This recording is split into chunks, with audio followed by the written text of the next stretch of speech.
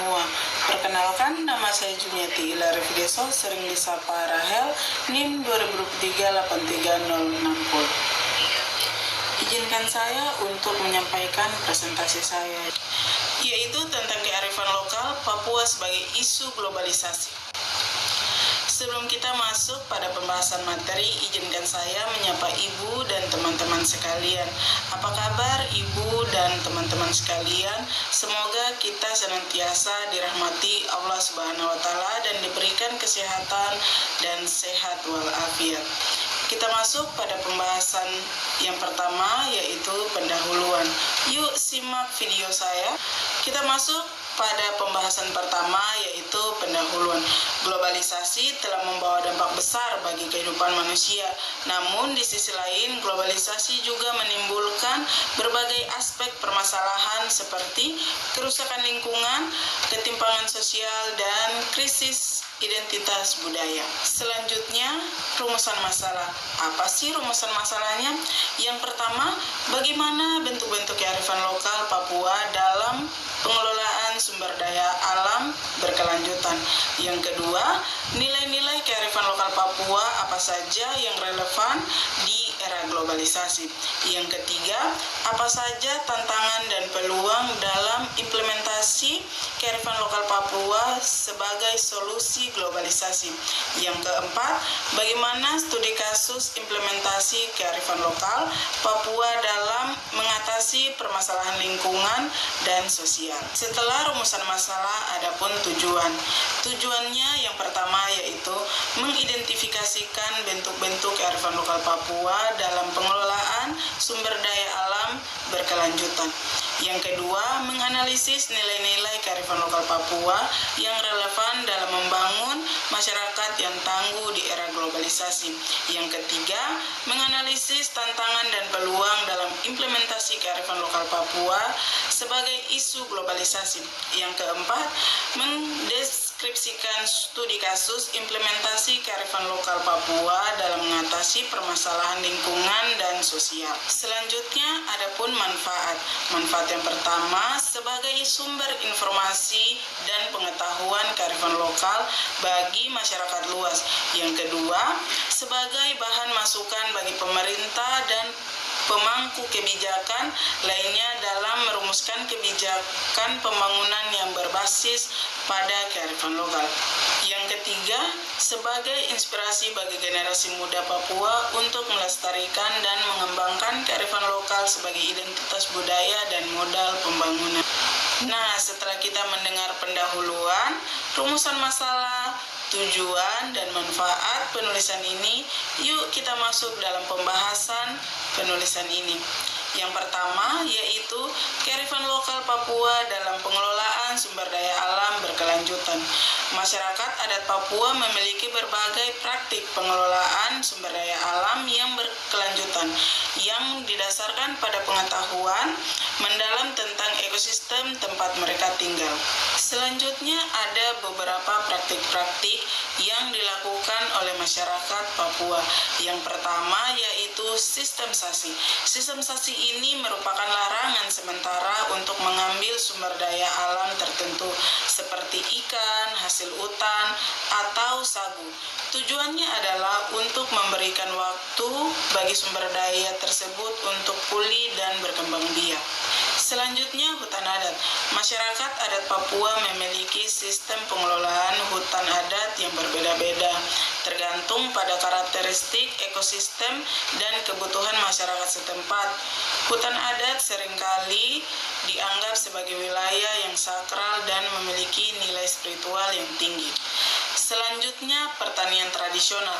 Masyarakat adat Papua memiliki berbagai teknik pertanian tradisional yang ramah lingkungan, seperti rotasi tanaman, tumpang sari, dan penggunaan pupuk organik. Misalnya seperti masyarakat adat di Pegunungan Bintang, mereka mengembangkan sistem pertanian tersaring yang kompleks untuk mencegah erosi tanah dan menjaga kesuburan lahan. Mereka juga menggunakan pupuk organik dari sisa-sisa tanaman dan kotoran hewan.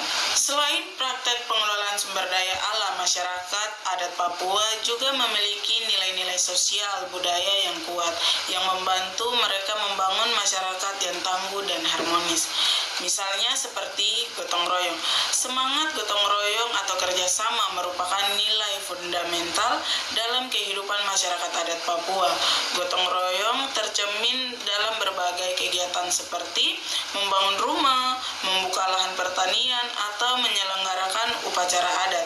Contohnya seperti tradisi heluk di kalangan masyarakat adat Mei di Paniai, yaitu kegiatan membantu sesama anggota masyarakat dalam menyelesaikan pekerjaan berat seperti pembangunan rumah atau penggarapan lahan.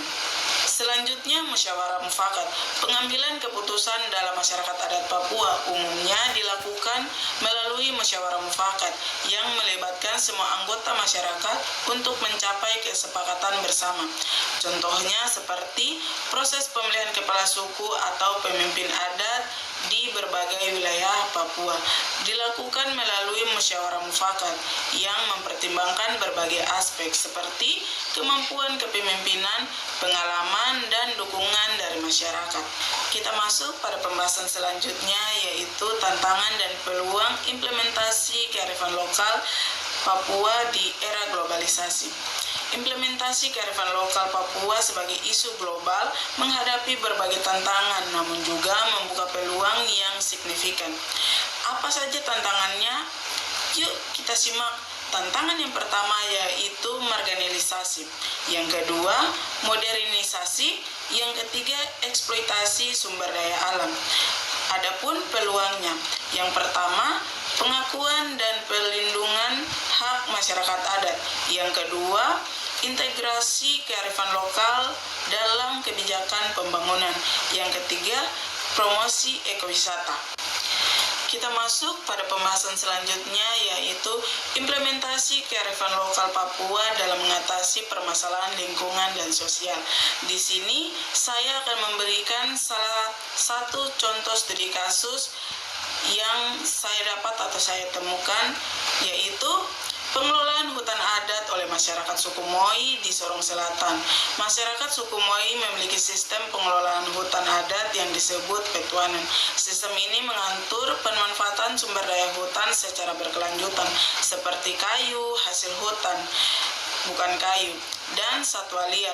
Melalui sistem ini, masyarakat suku Moi berhasil menjaga kelestarian hutan adat mereka dan meningkatkan kesejahteraan ekonomi mereka.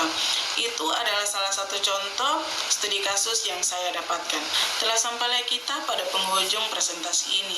Maka dari itu, izinkan saya menyampaikan kesimpulan dari materi ini. Kearifan lokal Papua merupakan aset berharga yang memiliki potensi besar sebagai solusi bagi berbagai isu global, terutama terkait dengan pengelolaan sumber daya alam berkelanjutan dan membangun masyarakat yang tangguh. Berbagai praktik tradisional seperti sistem sasi, pengelolaan hutan adat, dan pertanian organik, serta nilai-nilai seperti gotong royong, musyawarah mufakat, dan adat istiadat telah terbukti efektif dan menjaga kelestarian lingkungan, meningkatkan kesejahteraan masyarakat, dan memperkuat identitas budaya. Adapun sedikit kata-kata dari saya, ikut perkembangan zaman boleh, lupa kok identitas sebagai anak Papua jangan. Ada pepatah yang mengatakan bahwa sebaik-baiknya ilmu adalah ilmu yang bermanfaat bagi orang lain. Semoga dari hasil presentasi ini menjadi bekal untuk kita di masa depan.